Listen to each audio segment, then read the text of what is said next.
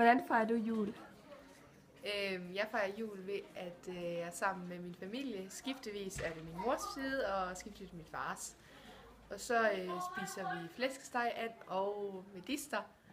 Og så får vi risalamande, og så danser vi rundt om juletræet, og så deler børnene altid gaver ud. Så pakker vi op. Hvordan fejrer du jul? Jeg fejrer ikke jul, fordi at Jehovas vidne. Hvordan kan det være, at I ikke fejrer julen? Jamen, for eksempel, I fejrer jul ved, at I tror på, at Jesus han er født ved julen. Men det står ikke nogen steder i Bibelen, så man kan ikke sige, at han er født ved julen. Der er også nogle eksempler med, at der var de der, profeter, hvad nu det hedder. De sov ude på sådan en mark, og det kan man jo ikke om vinteren. Så på den måde kan vi vide, at Jesus ikke var født om vinteren. Så vi fejrer ikke det. Ja.